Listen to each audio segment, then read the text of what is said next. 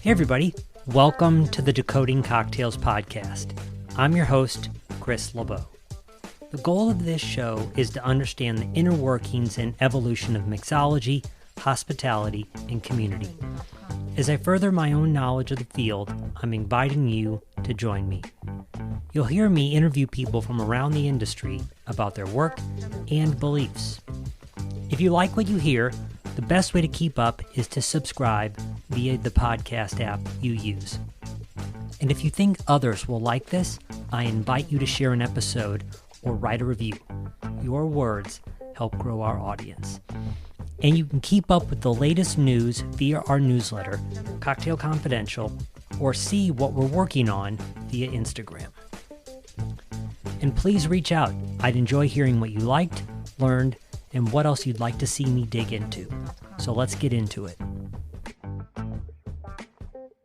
Hey everybody, I'm excited that you're here today. And what I want to dive into is we have, by all accounts, been for 25 plus years now in the middle of a cocktail renaissance. And it's arrived in other places sooner than others. And I thought it would be interesting to first talk about why we had a cocktail renaissance and where it began, and a couple of key things that have perhaps shaped things. So where the initial driver for this arguably is goes back to Prohibition.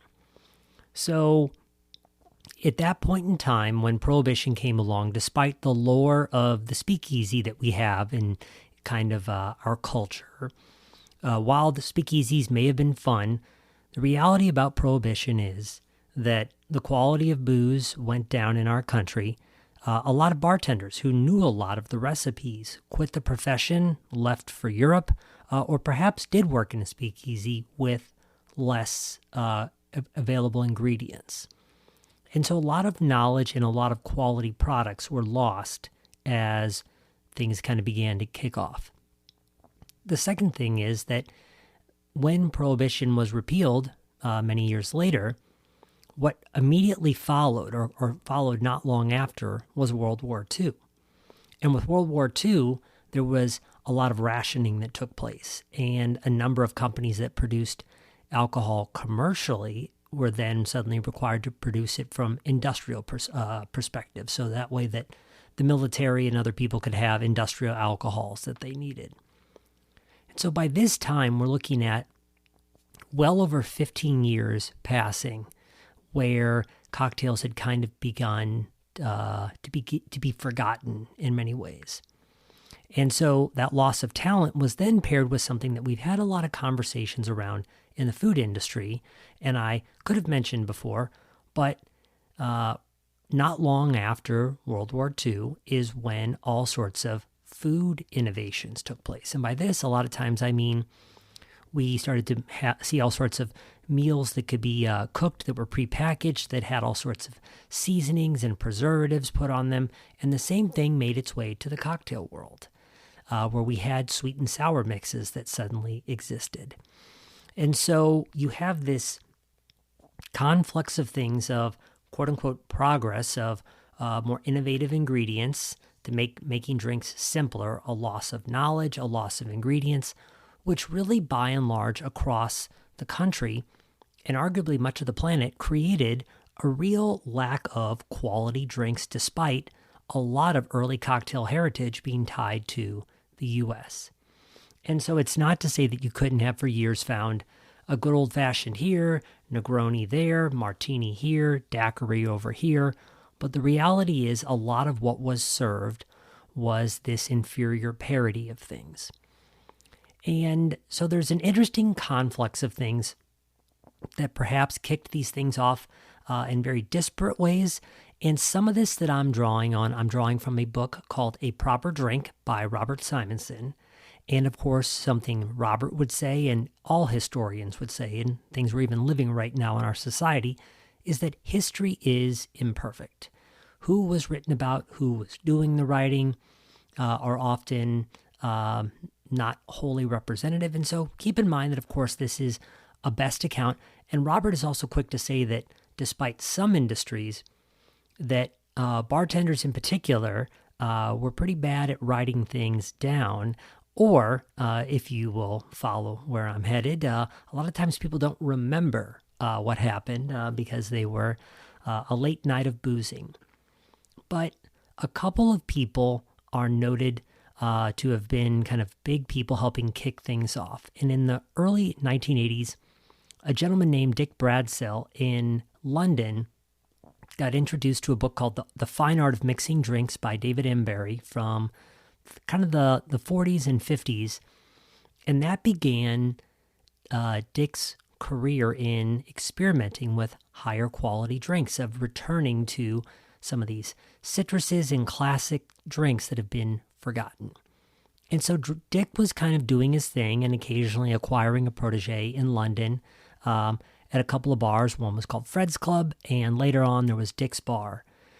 Meanwhile, on the other side of the pond, as they say, there was a movement to restore the Rainbow Room, which is at Rockefeller Center in New York City, and a kind of a forward-looking restaurateur at the time ended up hiring a gentleman named Dale DeGroff, and Dale had also kind of bumped back into this idea of using fresh citrus and returning to classics in his bar. And so the Rainbow Room obviously had a lot of cachet, and so people were drawn to it and slowly began to be exposed to both Dick and Dale's work. But for many, many years, we shouldn't kid ourselves. These were kind of guys who made things that intrigued people, but there was no great cataclysmic moment. Meanwhile, and I always find this kind of a smile-worthy thing, something was happening in the U.S. that seemingly is unremarkable, but Simonson talks about in his book. TGI Fridays in the late 70s and early 80s was really positioning itself as a strong late night bar. And in order to work behind the bar, you had to have memorized somewhere in the neighborhood of, I believe, 400 recipes, and 25 of them you had to be able to make blindfolded. It's also reputed that they were using all sorts of fresh citruses and better syrups in their drinks, etc. People often say they're not 100% sure how high of quality the drinks were. Maybe they were fabulous. But the reality is that the rigorous bar program that Fridays put in place, and apparently it was pretty darn intense, created an army of people who, if suddenly they were then exposed to great recipes, had all the technique to know how to make great drinks. So Fridays was turning out all these people that ultimately, later on, bumped into some of these nicer cocktail bars and knew how to be a good bartender based on their training at Fridays. So there's another couple of other seminal moments. So meanwhile, you have proteges kind of rolling out from under Dick and Dale. A woman named Audrey Saunders is another one of the big early people in the movement. But a couple of years before the hit TV show Sex and the City took off, a gentleman, Toby Caccini, I think is how you say his name, Caccini, sorry Toby, invented a cocktail called the Cosmo. And the Cosmo got picked up by Sex and the City and became their drink. And with Carrie and all of her friends loving this drink, it set off a martini craze. And what was interesting about the Cosmo at the time is the Cosmo is actually kind of very closely related to the margarita, more in its build. But it was a lot of times still at this age served in a martini glass. And what people say was so important about this moment of ordering the Cosmo is that suddenly, with people having license to get this Cosmo because it's what Carrie Bradshaw's drinking, they're like, well, what else can you put in here? And so this created kind of, while it got played out in a lot of ways that was not always glamorous, it gave bartenders license to put other drinks in a martini glass and say, oh, you like that martini drink right there? Try this. And so perhaps the espresso martini, chocolate martinis, etc. Some of them gross concoctions, and sometimes it was a bartender's way to kind of casually slip a drink into play that otherwise was being ignored. So that is kind of curious thing. I also find it useful to talk about right now. I was looking at a timeline of things. So arguably in the last 3 or 4 years, mezcal has kind of really become a pretty big thing more nationally. It's had pockets of people following it for, a couple of decades now. But it was in 1995 when Ron Cooper, who is the founder of Del Maguey, which did a big part in helping to popularize mezcal in the U.S. In 1995 is when Cooper founded Del Maguey. And so for a lot of people coming into mezcal right now, it's just valuable to know that Cooper was doing work 20 plus years before many of us had ever even heard of or really dabbled in it at all. So anyways, that's when Ron Cooper kind of began his work. Another thing that's crazy to remember is the era that existed before the internet, when sharing information wasn't just as simple as posting it on social media. And for the cocktail era really having begun to really kick off in a big way, probably arguably in the early to mid 90s in these mega cities that drove things like San Francisco, like New York, and like London. If you knew something, you could call a friend, maybe it would be written up in some random food publication, but the reality is there weren't these forums. But with the earliest days of the internet, there were 2 publications that kind of kicked off early, and one of them that was known in particular was called Drink Boy, and it was one of the first real forums where knowledge could be shared, and that you didn't have to have a bartender who worked in Seattle, where the aviation was created, suddenly fly to New York in order to tell someone. It's more like you could be posting about it on these forums. And so this just, as people say, exploded the knowledge share across the bar world, versus today, a bartender creates a drink at 3 p.m. and it has at least decent traction in various communities, by the next day at the very least.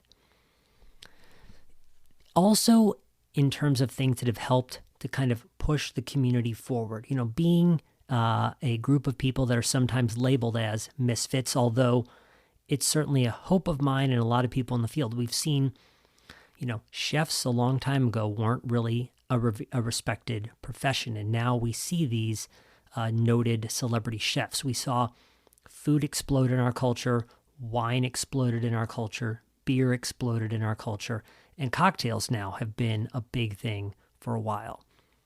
But the Cocktail Forum got its first real ever convention called Tales of the Cocktail in New Orleans. And many, many years later, there would be some scandal around potentially racially insensitive comments, another lack of inclusion. But that part aside, and I don't mean to sweep that under the rug, it provided one of the first forums for people to come together nationally, so that you have bartenders in Austin and Tallahassee talking to bartenders in Chicago about what they are doing. And, meanwhile, there's then a couple of the things that are interesting to talk about. A gentleman named Dave Arnold, who's written a book called Liquid Intelligence, is really by many accounts considered to be the first real crazy bar chemist out there. Dale's book, Liquid Intelligence, is this very deep dive into how things work. Is fresh citrus best right when you press it? 3 hours later, 6 hours later, 12 hours later? Side note, I think it's 6 hours is when they say that they feel like the flavoring has peaked, but they're doing all this stuff with pH meters and trying to do all sorts of crazy, chemical things, which has created a lot of the way out there cocktails that we have seen, especially noted at bars like the Aviary in Chicago. But Dave arguably kind of helped to really kick some of this stuff off. And another person who's really kind of credited in a big way for documenting where we've come from and how far we have come. And there are several of them, but one of them who's kind of really revered first and foremost is a gentleman named David Wondrich, who for many years wrote a column at Esquire magazine, but then in 2007 released a book called Imbibe.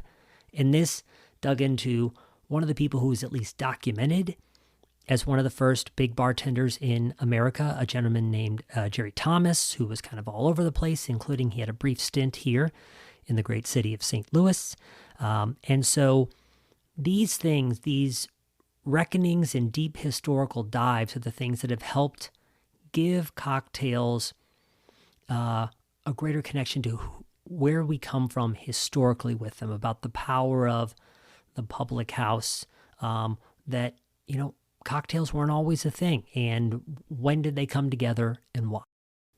So how does all of this lead to where we are in today's movement? Well, what it looks like, and I can only speak for my city, but as an example, in the city of St. Louis, is at least the story is told. You have a couple of bars here in St. Louis, and this is a plug for an upcoming podcast. One of the first bars that was really taking cocktails seriously in the city of St. Louis was a bar called the Royale. So we'll be talking with Steve Smith here in the coming up days. But then things that really began to push things forward is a gentleman named Ted Kilgore came to St. Louis and started working at a place called Monarch in Maplewood, and ultimately was recruited by one of our higher-end chefs, Gerard Kraft, to create kind of a really bespoke cocktail bar. And Ted has gone on to do a couple of other projects. But the way things play out here, and likely play out in other markets, is people start working for Ted, and they learn a lot working for someone like him. And suddenly, because it's time to move on or whatever, they go to another bar, and they bring good cocktails there for that point in time. And maybe some of their colleagues start learning from them, and they start going other places. And this is kind of my understanding of how cocktails really can begin to organically make their way into the scene. You often have a couple of early drivers in a market. Ted talks about, despite where cocktails are now, he and I had a conversation a while ago, and he said, hey, we had all these cool drinks on the menu when we opened, and I couldn't get anybody to buy them. And so it's important to remember that this has certainly been an evolution, but you have one or two people, they're enthusiastic about it. They have a handful of patrons that love what they're doing. People slowly get trained. They go other places. They begin putting their own spins on things. They do their own research. And eventually you have a market where, while occasionally there are interloper bars that have quote unquote craft cocktails that aren't made all that well, because it's easy right now to spin up a drink menu and call it craft cocktails because they're so sought out. But something I hear often from people is like, man, I come to your class and I learn a lot, and then I go out and I realize, oh wait, I can order an old fashioned at my corner dive bar, but it's probably not going to come out the way I want. But slowly over time, begin to see a market, the quality of cocktail really elevate in that market. And something else that's been valuable as bartenders have come more into the front, and we've seen this in food service and many industries in general, is the importance of talking about this as a career and not just as something that people suffer through or endure while they're waiting for the next thing. We talk about the mental strain that people have had in the industry, that many people have quit the industry, especially now during the pandemic, because they're like, hey, I was working forever and I was not making enough to do anything. And the more that we can talk about, how do we make sure that we are putting people, not just white men, at the forefront, but who are people that are doing interesting things in cocktails that do not fit that description. We also have other important conversations now coming out in terms of what does appropriation look like in the space too. Tiki, this whole idea of this kind of playful escapism, is great in one way, and in another is it making a punchline out of certain cultures. When you think about some of the the drawn-up pageantry at Mexican restaurants, etc., does that lead to people stepping on another culture in an insensitive way? So it's fun for us to discover these things and to get curious about them, enjoy them, maybe occasionally enjoy a little too much of them, but also really invites us to say, how do I become a good steward and storyteller of this culture as opposed to someone creating a punchline out of it? For a long time, tequila, which is now just exploding as a spirit, but would have had this like dirty connotation, it's only garbage, and likely some of that would have come not just from the fact that people were drinking rot gut spirit, but because they allowed certain cultural connotations to also inform that too. So with all that said, where are we now? Where are we headed, and what do I think is coming? The thing that I kind of view the most is that we are, and many people are, we're all at different parts of the race. Some people are just having this week or, 5 years from now, their first ever well-crafted drink. And some people have been on this now for 15 plus years. But we are as a society, and this is on a broader culinary basis, we are retraining our taste buds. Where for a long time, with both culinary and mixology kind of in the tank, where it was like, hey, how cheap can I get this? What's that artificial mixture right there? Does that make it taste better? Cool. As opposed to like the quality of ingredients. But as we retrain our tastes, we are kind of seeing people get more curious about various flavors, wanting to bring them into their home, drink them, etc. And I think that certainly also leads to fringe experimentation. We see bars doing all sorts of crazy things, clarified milk drinks, and distilling all sorts of things we've never heard, could be distilled before.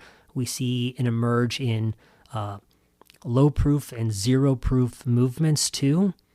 And the early days where we kind of had more this speakeasy style movement where a lot of times you could get a good cocktail, but did the bartender or the establishment, were they taking themselves a little too seriously? And now we see many places turning out pretty darn good drinks, but many are as relaxed as they can be. I'm hoping that we're also kind of reaching a moment of kind of beyond bourbon. Bourbon has become the Kleenex of its category, where people kind of use bourbon for a coating around whiskey in general, and to realize that if you like a certain type of thing, that perhaps there are other spirits that are similar to that, or getting curious about unaged spirits. I think it's also fascinating to see tequila, again, boom the way it has. But it's my hope that we're going to have this more diversified palette of flavors people are going to be seeking, playing with, and allowing themselves to step outside their comfort zone with regards to, like, this is what I drink. I also think on the other end of that, as we become hopefully a little more curious, can we make things like tequila and bourbon more accessible to people where, in particular with bourbon, whether it's old fashions, Manhattans, or just sipping it neater on the rocks, how do we hand people the right mixture of a whiskey sour in this way? As just the classic is always easy to lean on. Hey, if the old fashioned isn't for you, try this whiskey sour, or try this John Collins with club soda added to it. These are things where almost every single time, when I see us change how the drink is presented, when the whiskey is no longer so far out front, but is married with and tamed well by these other things, that people something like, oh, I actually do like that. So that is kind of a brief history on how we've come to be here, from Prohibition and World War II through the early days with Dale DeGroff and Dick Bradsell. All these notes of things I've mentioned will be in the show notes if you wish to learn more. Simonson's book, A Proper Drink, is a great read. If you have any questions about it, I'd love to hear from you. Be sure to reach out. So that's all we have for this episode, and I'll see you guys again next time. Hey everybody, thanks for listening.